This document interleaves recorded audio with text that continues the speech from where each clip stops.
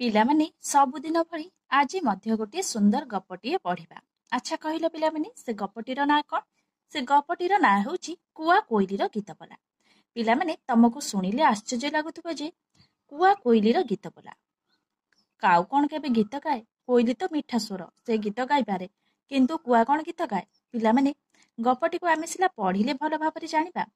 ତ ପିଲାମାନେ, ତା ପୂର୍ବରୁ ତମମାନେ ଯଦି ଏହି ଚ୍ୟାନେଲରେ ନୂଆ ଅଛ ତାହେଲେ ଚ୍ୟାନେଲଟିକୁ ପ୍ରଥମେ ସବସ୍କ୍ରାଇବ କରିଦିଅ। ତା ସହିତ ପାଖରେ ଥିବା ବେଲ୍ ଆଇକନକୁ ଦବାଇ ଦିଅ, ଯାହା ଫଳରେ ମୁଁ ଏହିଭଳି ପ୍ରତ୍ୟେକ ଦିନ ଗୋଟିଏ ଲେଖାଏଁ ଗପ ପଢିବି ଆଉ ତମମାନଙ୍କୁ ବୁଝାଇବି। ତମମାନେ ପ୍ରତ୍ୟେକ ଦିନ ଘରେ ବସି ଏହିଭଳି ଗପ ଶୁଣିପାରିବ। ତ ପିଲାମାନେ, ଆମେ ପ୍ରଥମେ ପଢିନେବା କୁଆ କୋଇଲିର ଗୀତବୋଲା। ସେମାନଙ୍କ ମଧ୍ୟରୁ କିଏ ଭଲ ଗୀତ ଗାଇପାରିଲା? ଗୋଟିଏ ଗଛରେ କୋଇଲିଟିଏ ବସି ଗୀତ ଗାଉଥାଏ। ଗୋଟିଏ ଡାଳରୁ ଆଉ ଗୋଟିଏ ଡାଳକୁ ଡେଉଁଥାଏ। ତାର ଖେଳିବା ସହିତ ନିଜେ ଖୁସିରେ ଗୀତ ଗାଉଥାଏ। ଏହି ସମୟରେ ଗୋଟିଏ କୁଆ ଉଡ଼ି ଉଡ଼ି ଆସି ସେଇ ଗଛରେ ବସିଲା। କୁଆ ସେଠି ଟିକେ ବସି ଥକି ପଡ଼ିଥିବାରୁ ସେଇ ଡାଳରେ ତାକୁ ନିଦ ହୋଇଗଲା। କୋଇଲି ସେମିତି ଗୀତ ବୋଲି ଚାଲିଥାଏ। ତ ପିଲାମାନେ, କଣ ହେଲା ନା ଗୋଟିଏ ଗଛରେ କୋଇଲିଟିଏ ବସି ଗୀତ ଗାଉଥାଏ। ଗୋଟିଏ ଡାଳରୁ ଆଉ ଗୋଟିଏ ଡାଳକୁ ଡେଉଁଥାଏ। ପିଲାମାନେ, ସେ ଗୀତ ଗାଇବା ସହିତ ଖୁସିରେ ଗୋଟିଏ ଡାଳକୁ ଆଉ ଗୋଟିଏ ଡାଳକୁ ମଧ୍ୟ ଡେଉଁଥାଏ। ତାର ଖେଳିବା ସହିତ ନିଜେ ଖୁସିରେ ଗୀତ ଗାଉଥାଏ। ଏହି ସମୟରେ ଗୋଟିଏ କୁଆ ଉଡ଼ି ଉଡ଼ି ଆସି ସେ ଗଛରେ ବସିଲା।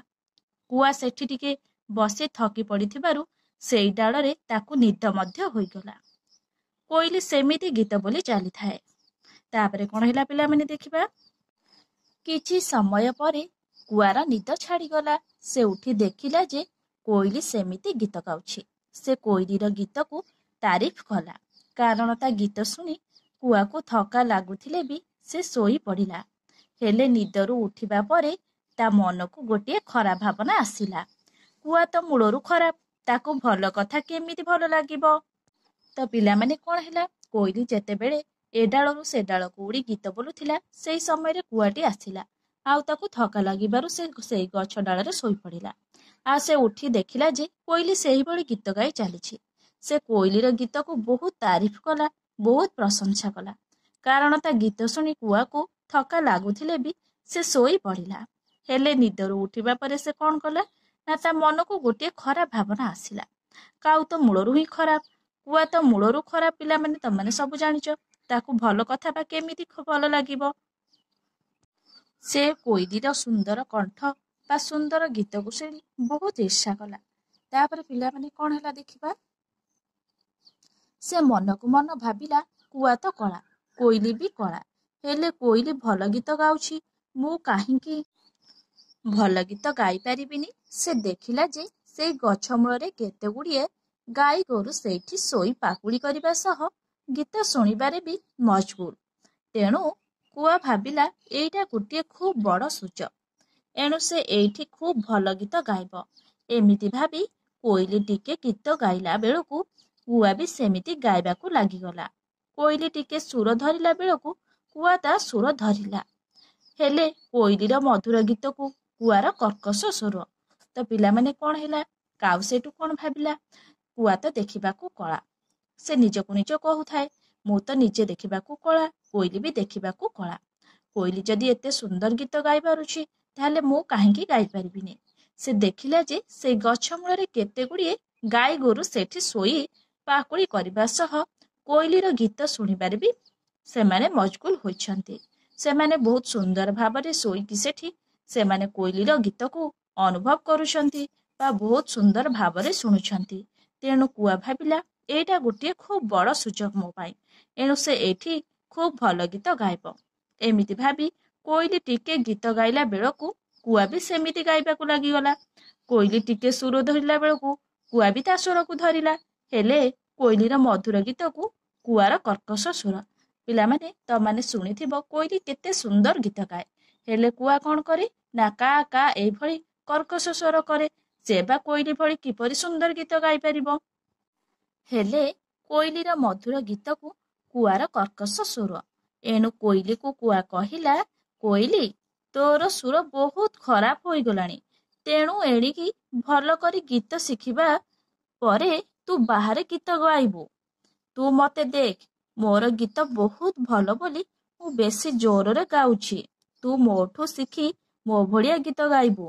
କୋଇଲି ଏ କଥା ଶୁଣି ହସି ହସି କହିଲା, ରେ କୁଆ, ତତେ କେହି କହିଲେଣି ଯେ ତୁ ଖୁବ୍ ଭଲ ଗୀତ ଗାଉଛୁ, ନା ତୁ ନିଜକୁ ନିଜେ ବଡ଼େଇ କହି ଖୁସି ହେଉଛୁ? ତ ପିଲାମାନେ କଣ ହେଲା, କୋଇଲିର ଏଭଳି ଗୀତ ଶୁଣି କୁଆ ମନରେ ବହୁତ ଈର୍ଷା ହେଲା। ଆଉ ସେ ଭାବିଲା ସେ ବି କୋଇଲି ଭଳି ଗୀତ ଗାଇବ। ହେଲେ କଣ ହେଲା ନା କୋଇଲିର ମଧୁର ଗୀତକୁ କୁଆର କର୍କଶ ସ୍ୱର। ଏଣୁ କୋଇଲିକୁ କୁଆ କହିଲା, କଣ କହିଲା ନା, କୋଇଲି, ତୋର ସୁର ବହୁତ ଖରାପ ହୋଇଗଲାଣି। ତେଣୁ ଏଣିକି ଭଲ କରି ଗୀତ ଶିଖିବା ପରେ ତୁ ବାହାରେ ଯାଇକି ଗୀତ ଗାଇବୁ। ତୁ ମତେ ଦେଖ, ମୋର ଗୀତ ବହୁତ ଭଲ ବୋଲି ମୁଁ ବେଶୀ ଜୋରରେ ଗାଉଛି। ତୁ ମୋଠୁ ଶିଖି ମୋ ଭଳିଆ ଗୀତ ଗାଇବୁ। କୋଇଲି ଏକଥା ଶୁଣି ତାକୁ ବହୁତ ହସ ଲାଗିଲା। ଆଉ ସେ ହସି ହସି କହିଲା, ରେ କୁଆ, ତତେ କେହି କହିଲେଣି ଯେ ତୁ ଖୁବ୍ ଭଲ ଗୀତ ଗାଉଛୁ ବୋଲି, ନା ତୁ ନିଜକୁ ନିଜେ ବାଡ଼େଇ କହି ଖୁସି ହେଉଛୁ? କୋଇଲିର କଥା ଶୁଣି କୁଆ ବହୁତ ରାଗିଗଲା। ସେ କହିଲା, ଦେଖ କୋଇଲି, ତୁ ମନକୁ ମନ ଏମିତି କହନା। ତୁ ବି କେମିତି ନିଜକୁ କହୁଛୁ ଯେ ତୁ ଭଲ ଗୀତ ବୋଲୁଛୁ। ତୁ ତ ସବୁଦିନ ଦେଖାଯିବୁନି କି ସବୁବେଳେ ତୁ ଗୀତ ବୋଲୁନା। ମତେ ଦେଖ, ମୁଁ ସବୁଦିନ ସବୁଆଡ଼େ ଉଡ଼ି ବୁଲୁଛି। ମୁଁ ଯୁଆଡ଼େ ଯାଏ ସେଠାକୁ ଯାଉ ଯାଉ ଗୀତ ବୋଲିବା ଶୁରୁ କରିଦିଏ। ଖାଲି ସେତିକି ନୁହେଁ, ତୋଠାରୁ ବହୁତ ଜୋରରେ ଗୀତ ଗାଇ ଚାଲେ। ତୁ ତ ଲୁଚି ଲୁଚି ଗୀତ ଗାଉ, ହେଲେ ମୁଁ ସବୁଠି ଖୁଲମ ଖୁଲା ଗୀତ ଗାଏ। ତ ପିଲାମାନେ କଣ ହେଲା, ପିଲାମାନେ କୋଇଲି ଯେହେତୁ କାଉକୁ କହିଲା କି ତୁ ନିଜକୁ ନିଜ ବହୁତ ପ୍ରଶଂସା କରୁଛୁ, ତତେ ଆଜି ପର୍ଯ୍ୟନ୍ତ କେହି କହିଲେଣି ତୁ ଭଲ ଗୀତ ଗାଉ ବୋଲି। ଏହିଭଳି କଥା ସେ କୋଇଲି ମୁହଁରୁ ଶୁଣିବା ପରେ କାଉ ବହୁ ଜୋରେ କୋଇଲି ଉପରେ ରାଗିଗଲା। ଆଉ ସେ କୋଇଲିକି କହିଲା, ଦେଖ କୋଇଲି, ତୁ ମନକୁ ମନ ଏମିତି କହନା। ତୁ ବି କେମିତି ନିଜକୁ କହୁଛୁ ଯେ ତୁ ଭଲ ଗୀତ ଗାଉ ବୋଲି। ତୁ ତ ସବୁଦିନ ଦେଖାଯିବୁନି କି ସବୁବେଳେ ତୁ ଗୀତ ବୋଲୁନା। ମତେ ଦେଖ, ମୁଁ ସବୁଦିନ ସବୁଆଡ଼େ ଉଡ଼ି ବୁଲୁଛି। ମୁଁ ଯୁଆଡ଼େ ଯାଏ ସେଠାକୁ ଯାଉ ଯାଉ ଗୀତ ବୋଲିବା ଶୁରୁ କରିଦିଏ। ଖାଲି ସେତିକି ନୁହେଁ, ତୋଠାରୁ ବହୁତ ଜୋରରେ ଗୀତ ଗାଇ ଚାଲେ। ତୁ ତ ଲୁଚି ଲୁଚି ଗୀତ ଗାଉ, ହେଲେ ମୁଁ ସବୁଠି ଖୁଲମ ଖୁଲା ଗୀତ ଗାଏ। ନିଜେ ବି ଲୁଚ ନା କି ଧୀରେ ବି ଗୀତ ବୋଲ ନା। ଏଣୁ ତୁ ଏତିକିରୁ ଜାଣିପାରୁନୁ ଯେ ମୁଁ କେତେ ଭଲ ଗୀତ ଗାଏ। କୁଆ କଥା ଶୁଣି କୋଇଲି ହସି ହସି କହିଲା, ତୋର ଗୀତ ସବୁବେଳେ ଖରାପ।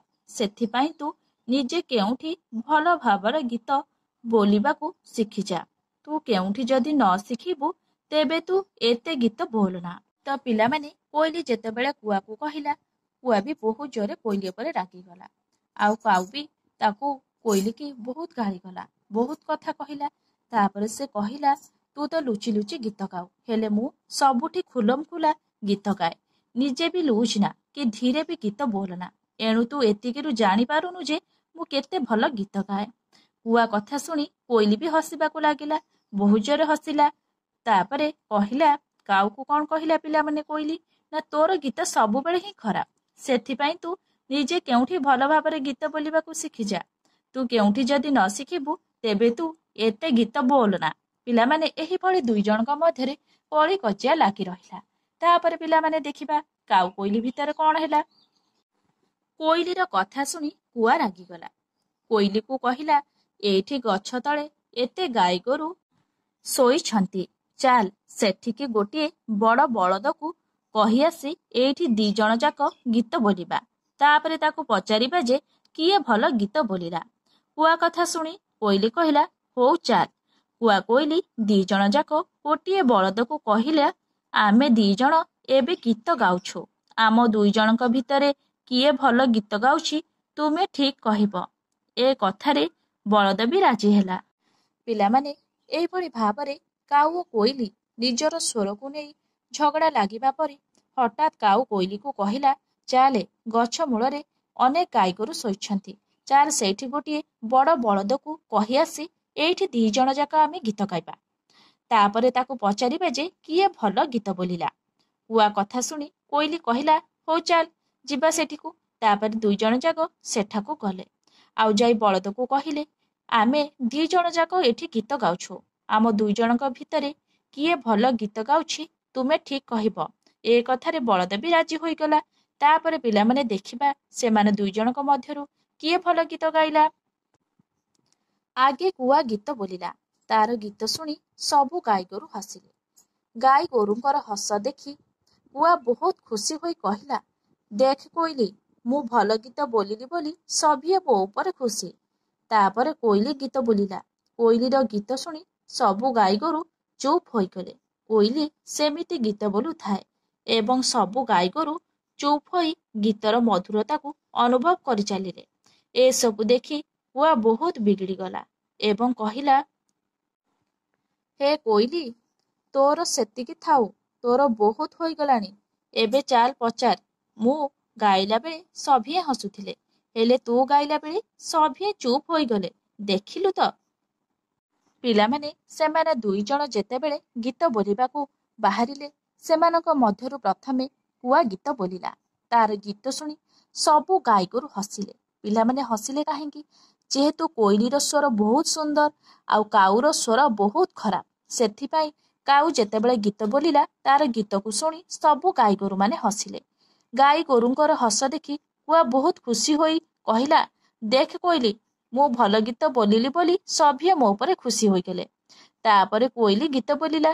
କୋଇଲିର ଗୀତ ଶୁଣି ସବୁ ଗାଈଗୋରୁ ଚୁପ୍ ହୋଇଗଲେ। ପିଲାମାନେ ଯେହେତୁ ଗାଈଗୋରୁମାନେ ହସୁଥିଲେ, କୋଇଲିର ଗୀତରେ ଏତେ ମଧୁରତା ଥିଲା ଯେ ସମସ୍ତେ ସେଠୁ ହସିବା ବନ୍ଦ କରିଦେଇ କୋଇଲିର ଗୀତ ଶୁଣିଲେ। କୋଇଲି ସେମିତି ଗୀତ ବୋଲି ଚାଲିଥାଏ ଏବଂ ସବୁ ଗାଈଗୋରୁ ଚୁପ୍ ହୋଇ ଗୀତର ମଧୁରତାକୁ ଅନୁଭବ କରି ଚାଲୁଥିଲେ। ଏସବୁ ଦେଖି କୁଆ ବହୁତ ରାଗିଗଲା ଏବଂ କହିଲା, ହେ କୋଇଲି, ତୋର ସେତିକି ଥାଉ, ତୋର ବହୁତ ହୋଇଗଲାଣି। ଏବେ ଚାଲ ପଚାର। ମୁଁ ଗାଇଲା ବେଳେ ସଭିଏ ହସୁଥିଲେ, ହେଲେ ତୁ ଗାଇଲା ବେଳେ ସଭିଏ ଚୁପ୍ ହୋଇଗଲେ, ଦେଖିଲୁ ତ? ତ ପିଲାମାନେ ସେଠୁ କୋଇଲିର ଗୀତ ଶୁଣିବା ପରେ କାଉ ବହୁତ ଜୋରେ ରାଗିଗଲା ଆଉ ରାଗିଯାଇ କହିଲା, କଣ କୋଇଲି, ଦେଖିଲୁ ତ ତୋର କଣ୍ଠ କେତେ ଖରାପ, ସେଥିପାଇଁ ମୋର କଣ୍ଠକୁ ବା ମୁଁ ଗୀତ ଗାଇଲା ବେଳେ ଗୋରୁ ଗାଈମାନେ ସମସ୍ତେ ହସୁଥିଲେ, ଆଉ ତୁ ଗୀତ ଗାଇଲା ବେଳେ ସମସ୍ତେ କେମିତି ନୀରବ ହୋଇଗଲେ। ହେଲେ କାଉକୁ ଜଣା ନଥିଲା ଯେ ତାର ଏଇ ଖରାପ ଗୀତ ବୋଲିବା ଯୋଗୁଁ ସମସ୍ତେ ହସୁଥିଲେ, କିନ୍ତୁ କୋଇଲିର ଗୀତ ମଧୁର ଥିଲା, ସେଥିପାଇଁ ସମସ୍ତେ ନୀରବ ହୋଇ ତାର ଗୀତ ଶୁଣୁଥିଲେ। ତାପରେ ପିଲାମାନେ ଦେଖିବା ସେମାନେ ଦୁଇଜଣଙ୍କ ଭିତରେ କଣ ହେଲା। କୁଆର କଥା ଶୁଣି ସେଇ ଗୋଟିଏ ବଳଦ କଣ ସବୁ ଗାଈଗୋରୁ ଏକାଠି କହିଲେ ଯେ କୋଇଲିର ଗୀତ ବହୁତ ମଧୁର, ସେଥିପାଇଁ ସଭିଏ କୋଇଲି ଗୀତ ଶୁଣିବାକୁ ଚୁପ୍ ହୋଇ ଯାଇଥିଲେ। ଏ କଥା ଶୁଣି କୁଆ ରାଗିଯାଇ କହିଲା, ତୁମେ କେହି ନ କୁହ ମୁଁ ଭଲ ଗୀତ ବୋଲୁଛି ବୋଲି। ଯେଉଁଠିକୁ ଯିବି ତତ୍କ୍ଷଣାତ୍ ଗୀତ ବୋଲିବି, କିଏ ଶୁଣୁ ବା ନ ଶୁଣୁ। ଆଉ ତୁମେ ସଭିଏ କୋଇଲିକୁ ଭଲ କହିଲ, ଏଣିକି ତୁମ ଉପରେ ବସି ତୁମକୁ ମୁଁ ସବୁବେଳେ କାମୁଡ଼ିବା ସହ ଏମିତି ଗୀତ ଗାଇବି। ଏତିକି କହି କୁଆ ଉଡ଼ି ପଳାଇଲା। ପିଲାମାନେ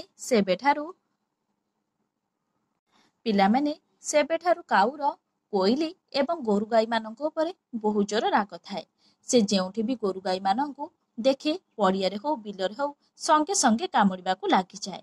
ତ ପିଲାମାନେ ଦେଖିଲ ତ କିପରି କୋଇଲିର ସ୍ୱର ବହୁତ ସୁନ୍ଦର ବା ବହୁତ ମଧୁର, ଆଉ କାଉର ସ୍ୱର କେତେ କର୍କଶ ଆଉ କେତେ ଖରାପ। ଯାହାର ଭଲ ଗୁଣ ଥିବ ତାକୁ ସଭିଏ ଭଲ ପାଇବେ। ତ ପିଲାମାନେ ଏଇ ଗପରୁ ତମାନେ କଣ ଶିଖିଲ? ନା ଯାହାର ଭଲ ଗୁଣ ଥିବ ତାକୁ ସଭିଏ ଭଲ ପାଇବେ। ତ ପିଲାମାନେ ତମାନଙ୍କୁ ଯଦି ଏହି ଗପଟି ଭଲ ଲାଗିଥାଏ, ତାହେଲେ ଲାଇକ୍, ସେୟାର, ସବସ୍କ୍ରାଇବ କରିବାକୁ ଜମା ବି ଭୁଲିବନି। Thank you.